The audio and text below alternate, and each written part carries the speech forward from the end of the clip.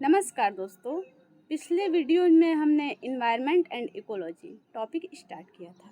उस टॉपिक में मैंने environment, ecology, sustainable development goals और वन लाइनर क्वेश्चंस जो एग्ज़ाम्स में आते हैं और इम्पोर्टेंट हैं वो सब डिस्कस कर लिए थे।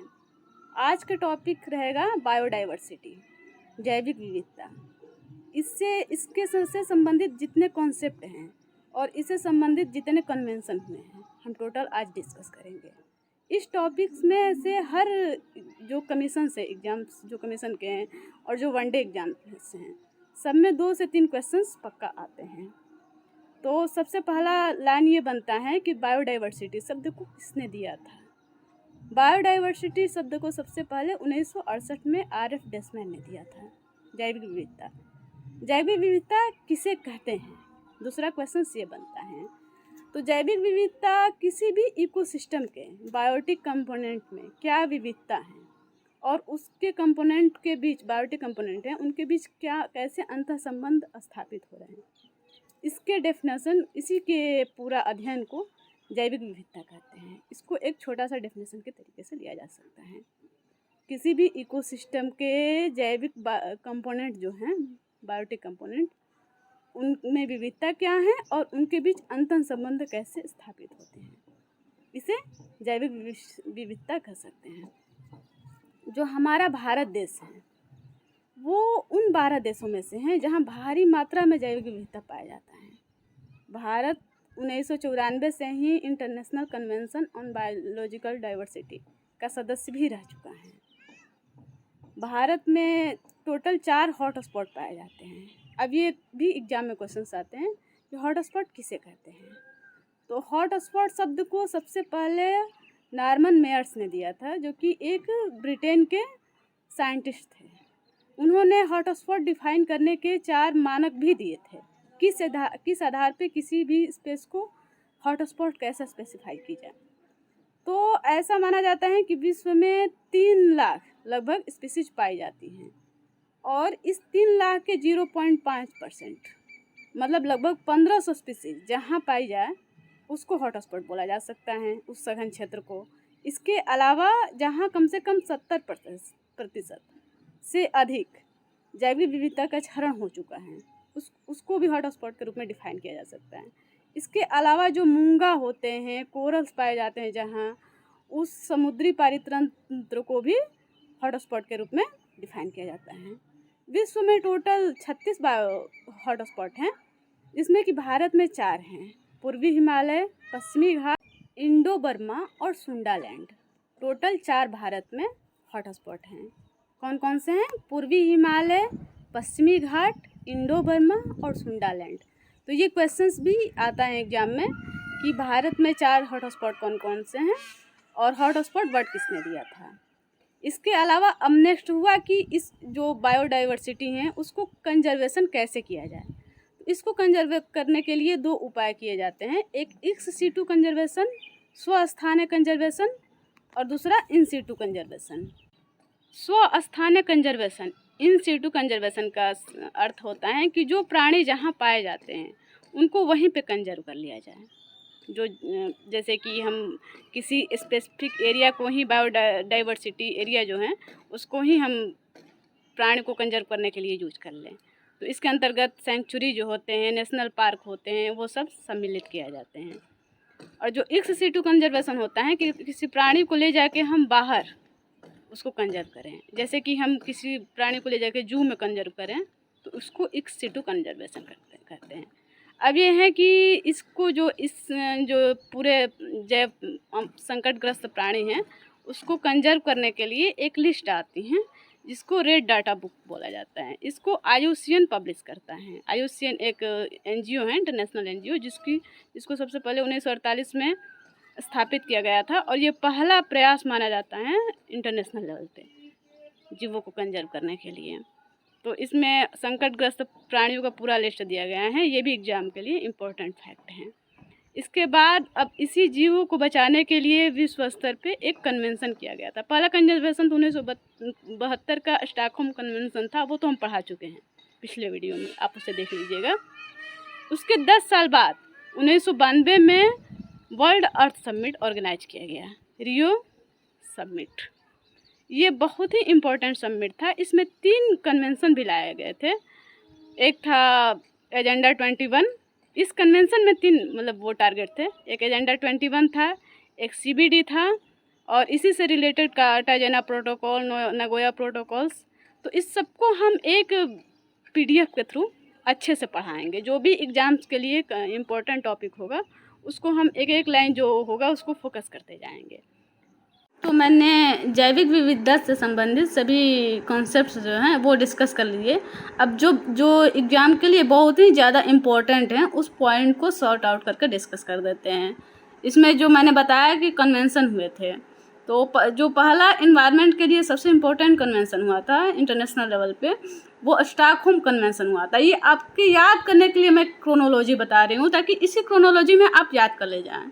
तो जो स्टॉकहोम सम्मेलन 5 जून 1972 को हुआ था, उसके ठीक 20 साल बाद convention on biological diversity organise की गई, CBD, जैव विविधता पे कन्वेंशन। इसे अर्थ समिट भी नाम दिया गया और इसे एक और नाम दिया गया रियो समिट, रियो सम्मेलन।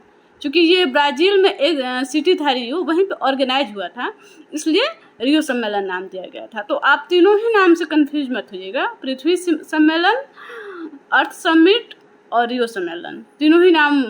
पृथ्वी सम्मेलन और अर्थ समिट तो एक ही नाम है, और ये या फिर जैव विविधता सम्मेलन, कन्वेंशन ऑन बायोलॉजिकल डाइवर्सिटी, ये तीसरा नाम होगा। तो 3 नाम इसके दिए गए। तो इसमें CBD जो था है उसमें भारत जो है वो एक पक्षकार देश है। भारत पार्टी है, लेकिन भारत ने हस्ताक्षर नहीं किया है। 1992 में हुआ था। देखिए मैंने ये जितना भी पॉइंट हैं वो हाईलाइट करके लिखती हूँ। स्टॉकहोम सम्मेलन के 20वीं वर्षगांठ पर हुआ था 1992 में, और भारत इसके एक पार्टी देश हैं। भारत ने हस्ताक्षर नहीं किया है। टोटल 196 देश पार्टी हैं, जिसमें 168 देशों ने हस्ताक्षर किया है।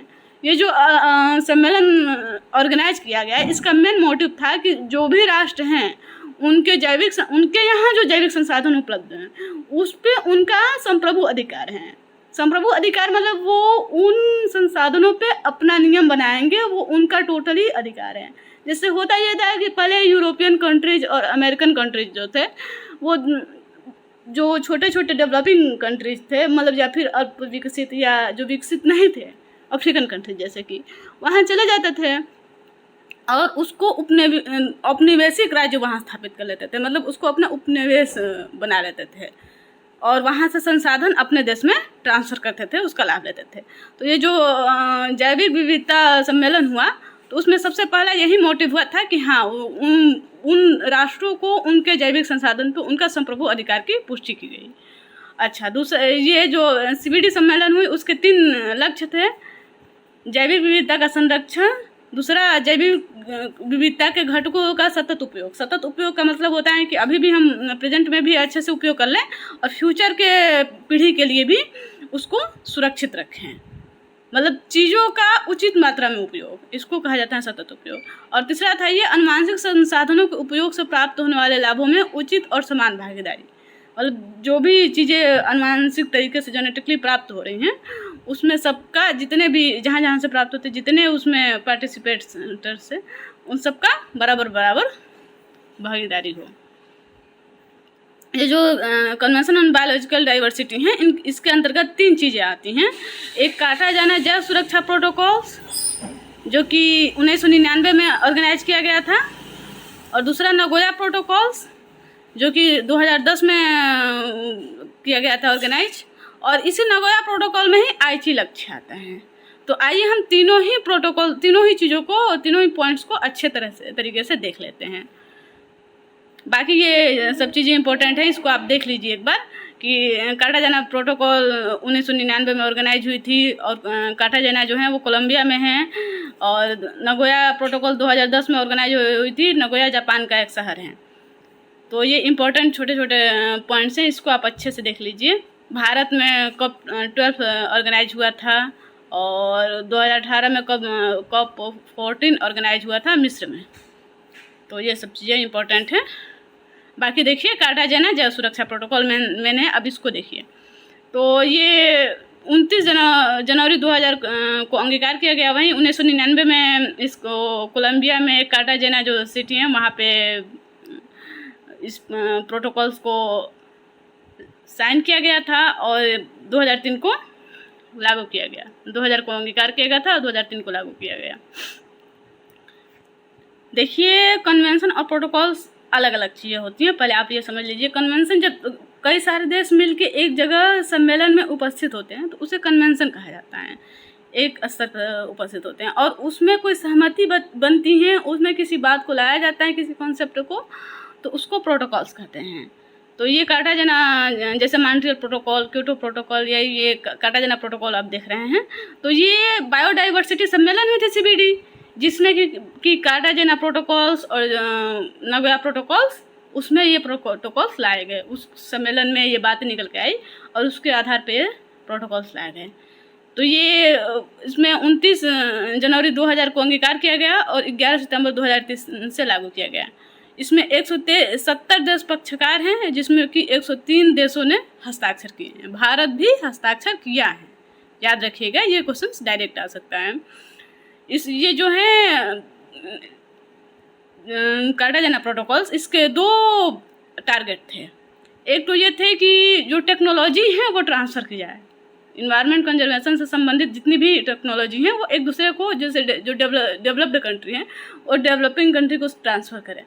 उसमें एक कॉन्सेप्ट निकल के आया था कि मतलब जो जितने भी अभी तक इन्वायरमेंट डिग्रेडेशन के लिए जिम्मेदार हैं, वो जो डेवलप्ड कंट्री हैं वही जिम्मेदार हैं, क्योंकि उन्होंने ही क्षरण किया है, उन्होंने ही ऑलरेडी टेक्नोलॉजी डेवलप किए हैं, उसे पॉल्यूशन निकला है। तो आगे जो इनको कंजर्व करने के लिए भी टेक्नोलॉजी वही प्रोवाइड करे, उपलब्ध कराए, नहीं तो जो छोटे छोटे अविकसित या अविकसित देश हैं वो कहाँ से कर पाएंगे। तो ये था कि ट्रांसफ़र ऑफ टेक्नोलॉजी। और दूसरा था कि जो भी मतलब चीज़ें बन रही हैं, ये देखिए, इसको आप देख सकते हैं, मैंने हाईलाइट करके लिख दिया है। जो भी बायोटेक्नोलॉजी से इम्प्रूव करके कोई भी चीज़ें लिविंग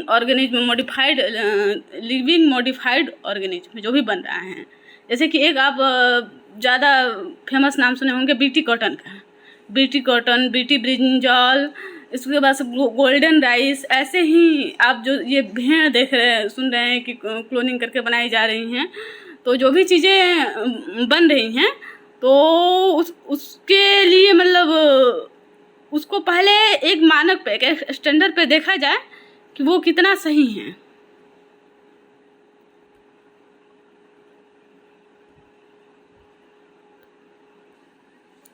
हेल्थ के पॉइंट ऑफ व्यू से कितना उससे प्रॉफिट है, क्या लॉसेस हैं, इसको अच्छे से देखने के बाद ही, इसके रिजल्ट को एनालिसिस के बाद ही वो एक देश से दूसरे देश को ट्रांसफ़र किया जाए। इसलिए सिर्फ अभी तक BT कॉटन को ही मान्यता मिली है, बाकी किसी भी चीज़ को भी मान्यता नहीं मिली है एक देश से दूसरे देश में भेजने के लिए। तो ये 2 जो थे महत्वपूर्ण उसके टारगेट्स थे।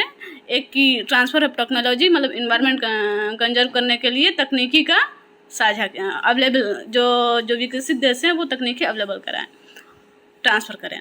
और दूसरा था कि कोई भी बायोटेक्नोलॉजी से कोई प्रोडक्ट्स बना है जिसको लिविंग मॉडिफाइड ऑर्गेनिज्म बोला जाता है, तो उसको अंतरण के लिए, एक देश से दूसरे देश से अंतरण के लिए पहले उसको अच्छे से उसका एनालिसिस कर ली जाए। देखिए, इसको लिखा है, आधुनिक प्रौद्योगिकी के परिणाम स्वरूप ऐसे जीव जैसे लिविंग मॉडिफाइड ऑर्गेनिज्म का सुरक्षित ट्रांसफ़र, अंतरण एवं उपयोग सुनिश्चित करना है, जिसका मानव स्वास्थ्य को ध्यान में रखते हुए जैव विविधता के संरक्षण एवं सतत उपयोग पर प्रतिकूल प्रभाव पड़ सकता है। तो ये दोनों ही LMO की सीमा पार आवाजाही पर लागू, मतलब ये भी इम्पोर्टेंट कॉन्सेप्ट है कि किस प्रोटोकॉल में LMO को मतलब लगाया गया कि सीमा पार आवाजाही पे रोक लगाया गया। तो ये भी कार्टाजेना प्रोटोकॉल्स में लाया गया था। तो ये इम्पोर्टेंट है, ये सारे पॉइंट जो भी इम्पोर्टेंट है मैंने वो कर दिया है। इसके बाद इसकी जो थी, देखिए ये हैं COP 2004 के जो बैठक हुई थी मलेशिया के राजधानी कुआलालंपुर में, तो उसमें भी इस चीज़ को फिर से दोहराया गया था। पहले इसका मतलब वार्षिक सम्मेलन में इसको दोहराया गया था। उसके बाद से कानकुन सम्मेलन हुआ, उसमें भी इस बात को मतलब रखा गया और इसको दोहराया गया आगे। अब ये कार्टाजाना प्रोटोकॉल्स में जो भी इम्पोर्टेंट चीज़ थी वो मैंने आपको डिस्कस कर दिया। दूसरा है नगोया प्रोटोकॉल्स। तो जो नगोया है वो एक जापान का सिटी है, वहाँ ये प्रोटोकॉल्स लाया गया था। और ये 2010 में, देखिए ये क्रोनोलॉजी जो है इम्पोर्टेंट है। 1972 में स्टॉकहोम सम्मेलन लाया गया था। उसके 20 साल बाद 1992 में अर्थ समिट लाया गया था। अर्थ समिट या रियो समिट बोल दीजिए उसको, या फिर biological diversity CBD, convention on biological diversity. तो ये तीनों ही। और उसके ठीक 1999 में कार्टाजाना प्रोटोकॉल्स लाया गया और 2010 में नगोया प्रोटोकॉल्स लाया गया। ये नगोया प्रोटोकॉल्स भी जो हैं वो कानूनी रूप से बाध्यकारी हैं, समझौता। और ये जापान के आइची प्रांत में लाया गया था। COP10 में ये चीज़ें लाई गई थी और इसमें था कि अनुवांशिक संसाधनों है तो नगोया प्रोटोकॉल्स लाया गया था। इसमें यह था कि मतलब जो भी जेनेटिक चीज़ें जहाँ उगती हैं, तो जैसे कि रियो समिट में लाया गया था कि जिस भी देश में उगेगी कोई मिनरल्स या फिर जैविक संसाधन जो भी होगा तो वो उस देश का संप्रभु अधिकार में होगा। तो नगोया प्रोटोकॉल्स में लाया गया है कि जो भी जड़ी बूटी या कोई भी चीज़ें जिस देश में होती हैं, मतलब पैदा होती हैं, तो अगर उससे कोई भी चीज़ें बनाई जाती हैं तो बेनिफिट बराबर में सबको शेयर किया जाएगा, मतलब शेयर ऑफ बेनिफिट। ये था नगोया प्रोटोकॉल्स। ये इसमें 93 पार्टी थे और 92 हस्ताक्षर करता थे। भारत भी इसको हस्ताक्षर किया था और रेटिफाइड किया था। इसमें अनुवांशिक संसाधन प्रदाता जो देश थे उनको लाभ को, जितने भी लाभ होते हैं वो बराबर साझेदारी करने के लिए, शेयरिंग बेनिफिट्स, ये इसका कॉन्सेप्ट था। तो ये रहा कार्टाजाना प्रोटोकॉल्स, नगोया प्रोटोकॉल्स। और इसी नगोया प्रोटोकॉल्स में ही ये आइची लक्ष्य लाए गए थे जो कि 20 लक्ष्य थे। COP20 में ही था ये नगोया जो प्रोटोकॉल्स था, इसमें आइची लक्ष्य लाए गए थे। इसमें टोटल 20 लक्ष्य थे। जो लघु अवधि के लक्ष्य थे वो 2011 से 2020 तक पूरे करने थे। ये इम्पोर्टेंट क्वेश्चन बनता है। जो लघु अवधि के लक्ष्य थे वो 2011 से 2020 तक पूरा करने थे और जो दीर्घ अवधि के लक्ष्य थे वो 2050 तक पूरा करने थे। ये 20 लक्ष्यों को 5 भागों में डिवाइड किया गया था, ABCDE। तो आज हमने आपको रियो या अर्थ समिट पूरा ही बायोडाइवर्सिटी के कंसेप्ट से लेके उसमें जितने कन्वेंशन हुए बायोडाइवर्सिटी से, CBD से संबंधित टोटल कॉन्सेप्ट और जितने कन्वेंशंस हुए और जितने प्रोटोकॉल्स उससे संबंधित हुए, टोटल मैंने डिस्कस कर लिया एग्जाम के लिए जो इम्पोर्टेंट हैं। उसके बाद से कार्टाजाना प्रोटोकॉल्स, नगोया प्रोटोकॉल्स, आइची लक्ष्य हमने पूरा कंप्लीट कर लिया। अब नेक्स्ट वीडियो में हम मॉन्ट्रियल प्रोटोकॉल्स, क्योटो प्रोटोकॉल्स और बाकी चीज़ें डिस्कस करेंगे। तब तक के लिए आप इसी वीडियो को 3 से 4 बार देखिए। आप देखेंगे तो कंफर्म ही आपका पूरा क्लियर हो जाएगा कॉन्सेप्ट। और जितना हम पढ़ा रहे हैं एग्जाम में इससे बाहर से नहीं आएगा, ये पक्का कंफर्म है। तो नेक्स्ट टाइम पे हम लोग फिर मिलते हैं। तब तक के लिए नमस्कार।